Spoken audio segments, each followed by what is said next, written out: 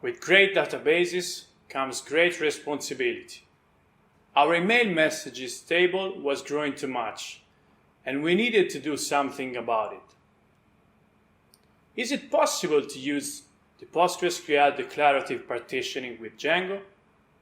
We are Paolo Romolini and Caterina Magini, and we'll talk about how we used it with Django and our customer portal website. Hello, I'm Paolo Romolini.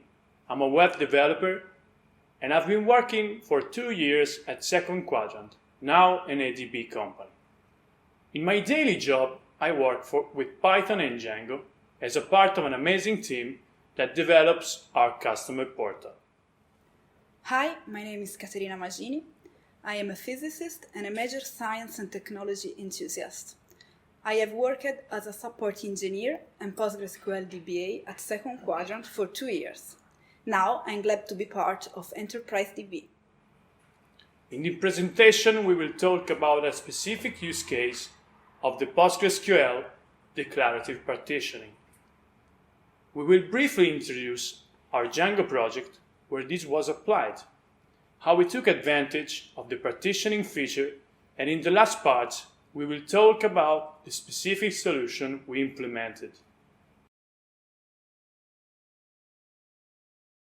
One of our use cases of the PostgreSQL partitioning with Django has been the customer portal. Our customer portal was built to facilitate the job of our customers and support engineers. Some of the features are the management of the software repositories, the independent management of the companies and companies' users, the access to our knowledge base articles.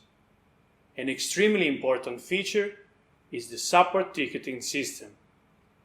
That is the main communication bridge between our customers and global production support team, 24 hours a day, 7 days a week. The system has been designed to improve customers' experience with our world-class support service by facilitating information sharing and speeding up the incident resolution process. When a support ticket is created or updated, a series of asynchronous tasks will be spawned to notify various channels. The customer portal is almost entirely built with Django. Django is an open source web framework developed with Python. The first version was released in 2005. It's a database agnostic framework and supports MySQL, MariaDB, SQLite, and of course, PostgreSQL. It follows the MVT model view template logic and allows a fast development by adopting the dry principle. Don't repeat yourself. It is really well documented. Django is widely used by notable companies and fits perfectly with PostgreSQL. I would also add that one of the best third-party applications to use with Django is Django REST framework, an extremely powerful toolkit to build web APIs. The fact that Django is very well integrated with PostgreSQL is proved by the fact that it has its own package included in the framework, django.contrib.postgres. This module gives you access to many of the PostgreSQL functionalities that wouldn't be otherwise available with the multi-database support. Some of the features worth mentioning that we use in our customer portal are the access to the full text search engine with search vectors, search queries, and search ranks, the JSONB and array fields. It's worth mentioning that the official Django project website uses PostgreSQL and these features. You can check the source code on GitHub. Now let's go back to our use case.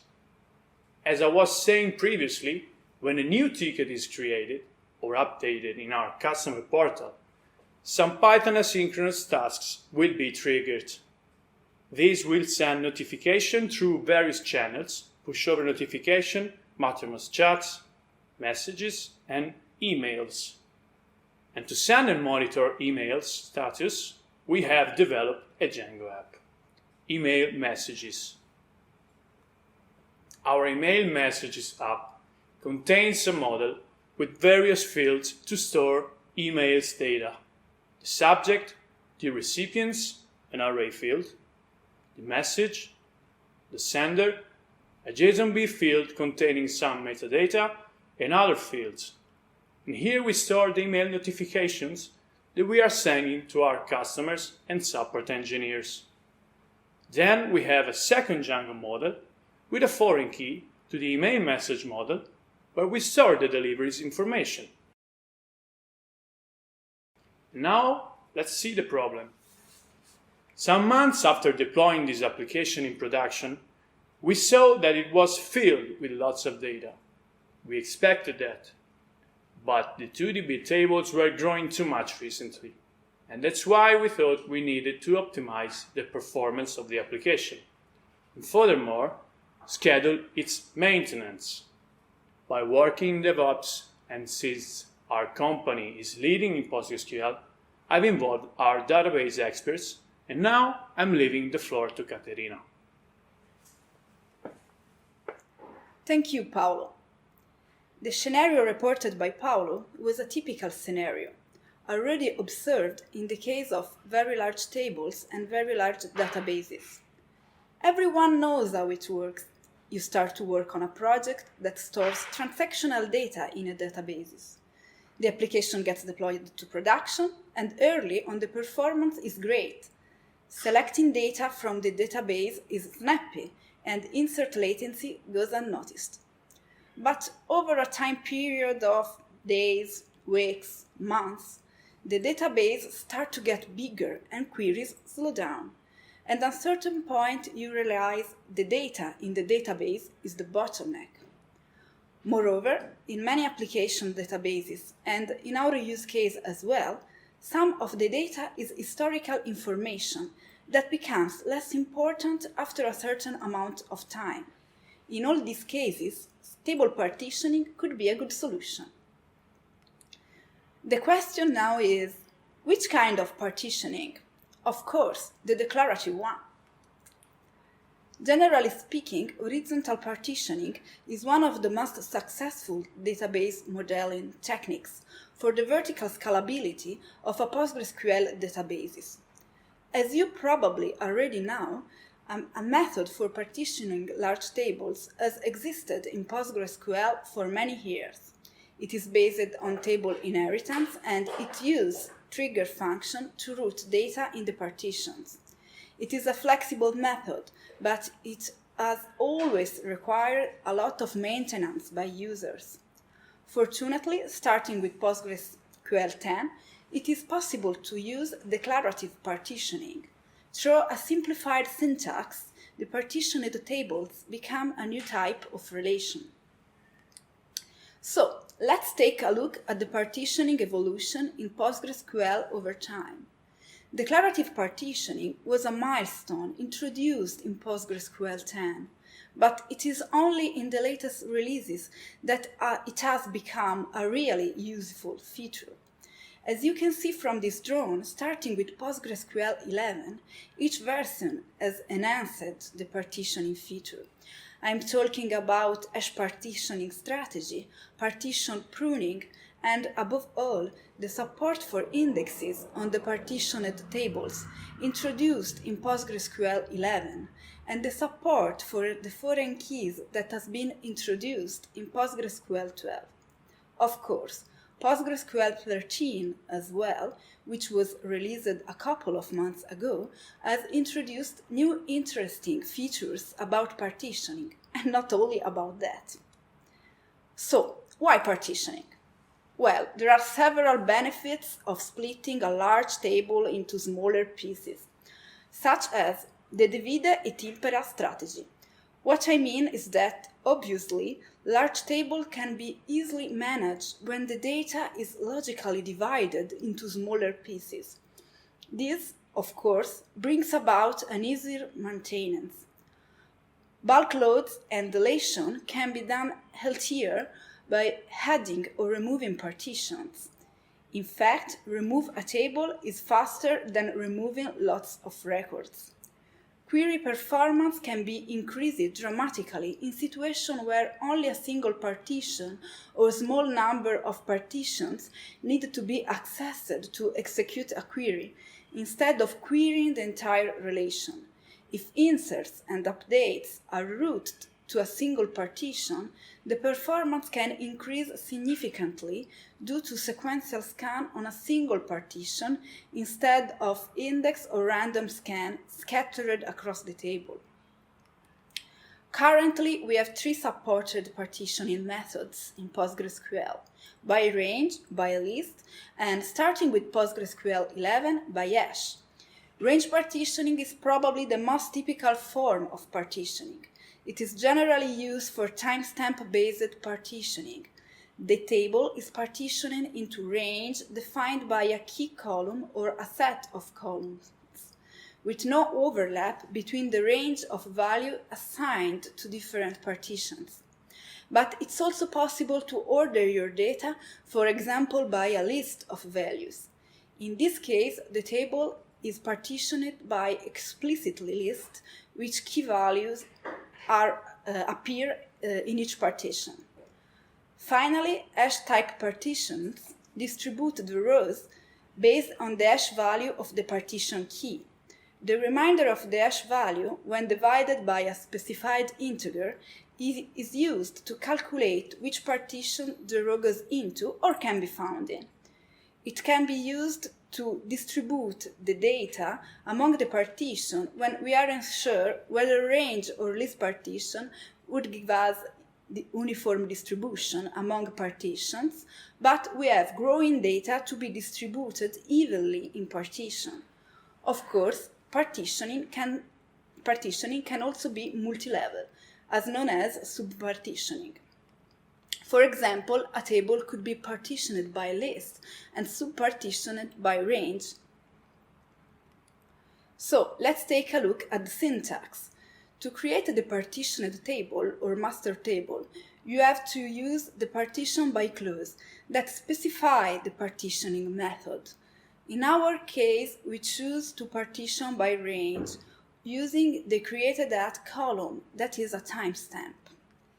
The partition have to be created using the partition of clause for the create table command in this way. In this case, we choose to create monthly partitions.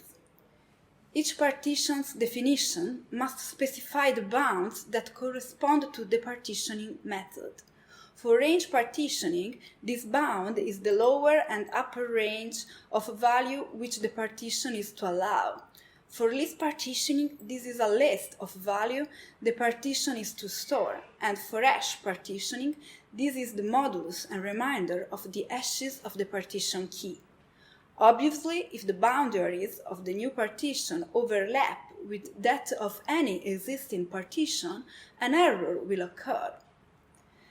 The partitioning key is what we refer to as a set of columns listed after the partition by clause, and it's a set of column or expression that define the partition bounds. In our case, we used only one column, which was the created@ column, but with range and hash strategy, we can actually have more than one column, whereas with the list strategy, we can only actually have one column or expression. In PostgreSQL 10, certain DDL would refuse to work when applied to a partitioned table and required you to process each partition individually. Starting with PostgreSQL 11, many of these limitations have been fixed. So, for example, if you create an index on a partitioned table, the createIndex command will add that index definition on each of the individual partitions, existing and future. So you don't need to do that manually, but PostgreSQL will do it automatically for you. Moreover, Postgres supports unique constraint as well as primary key constraints defined on a partitioned table.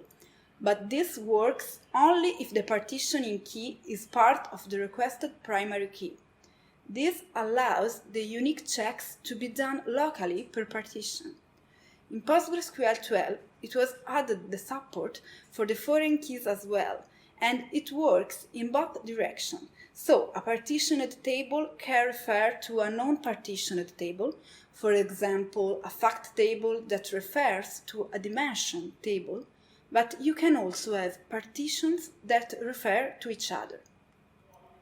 Once we understood that partitioning could be the solution, we just had to test it.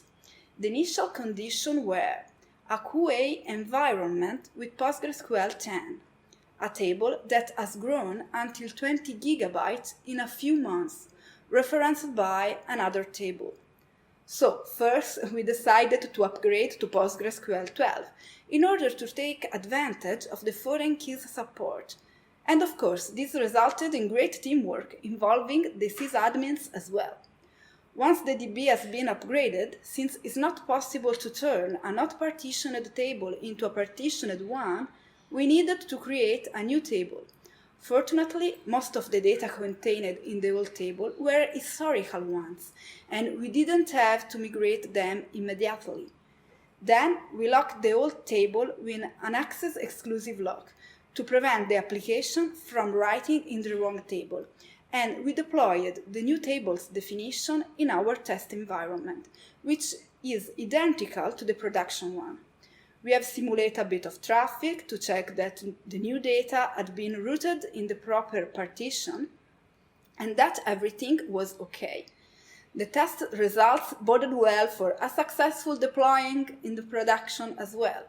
And now I'm leaving again the floor to Paolo, who will explain how it was possible to achieve it using Django.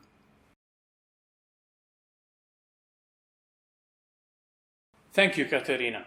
Let's get back to our Django application and see what we did. Even though Django has a PostgreSQL dedicated module in its country library, at the moment there is no support for table partitioning. There are some third-party applications that implement that, some using the declarative partitioning and others the PostgreSQL triggers and function method. We decided to do it without using an external application. In fact, as Caterina mentioned, with PostgreSQL 12, the partitioning is not complex at all. The declarative partitioning is transparent to Django. In fact, when you want to perform a query against a partitioned table, you still do it as you would with a normal table. That is why once you have created the partitioned table, you just need to let your Django models use it. But is it possible to do it in a Django way? One way, for example, would be to execute the create partition SQL against the database and let Django use it. And if you pay attention to the matching between your models and your tables, it would certainly work, but we made it use some of the Django tools. And the first thing we did was using the migration feature. Django migrations are Python scripts generated automatically that keep tracks of the changes you make to your models. Once, for example, you add a new field or modify it and launch the make migrations command, Django will scan the previous migration, and if it changes, it will create a new migrations for you. You can then apply it and it will be translated into an SQL query that will be executed against the database. Every time a new migration is applied, this information is saved in the database in the Django migrations table. There is also the possibility to revert the migrations applied. Now, since you cannot turn a normal table into a partitioned table, we needed to create a new one. And by default, Django maps its models to the database tables by creating table names with this format: the app label followed by an underscore and the model name. And you can specify a different table name with the DB table attribute of the meta class of your models. And that's what we did. And then we generated a new migration. Before applying a new migration, you can output in the console the SQL that Django would run against the database with this SQL migrate command. It's always a good practice to check if the generated SQL is okay. We can now copy the SQL and add the partition by range statement to create SQL query or write the whole query by our own. Then replace the Python code migration with the SQL by using the specific Django run SQL class. If you generate the query with the SQL migration command, be aware that Django doesn't support the composite primary key, and by definition, the partition key needs to be part of the primary key. In fact, if you just open the partition by range statement to the Django generated SQL, you would receive an error. Just leave the automatic primary key the Django creates and set the composite primary key only in your own custom SQL migration. Once we added the migration that creates the partitioned table, we needed to create the partitions. To do that, we created a Django management command. A Django management command is a Python script contained in an app that is normally used to perform scheduled tasks. Django already comes with many management commands. The one we use to create migrations is in fact a management command. We then proceeded to create a new command in our email message application that checks by a custom SQL if the current and next marked partitions exist, and if not, it executes the SQL to create them. By working with our infrastructure team, we scheduled the execution of the command by a cron job. We've also created another Django migration that simply runs this command. In that way, when Django executes the migrations, the partitioned table is created, and then the current and next month partition are also created and ready to be used by our email messages application. Now we were ready to test it on the QA environment. Once we tested the deploy on the QA environment, we were ready to deploy it on production. The deploy ran smoothly and pretty quickly because the query just needed to create the new tables and 4 monthly partitions. We then proceeded to attach the old email message table as an historical partition. We have come to the conclusion of this presentation. Summing up our experience, these are the key points we would like to share with you. The PostgreSQL declarative partitioning is a very powerful feature. If you have performance issues with large database tables or tables that are growing very fast, you should probably consider to use it. Obviously, you need to change your application, but using Django, that's not difficult at all. Working in a team was a key point to solve the problem. When developers, database administrators, and system admins work together in a DevOps mindset, they will achieve better results than doing things by their own. And finally, that's the way we did it. It's not the only way to do it. Surely, new solutions will come whenever new features of PostgreSQL declarative partitioning are released.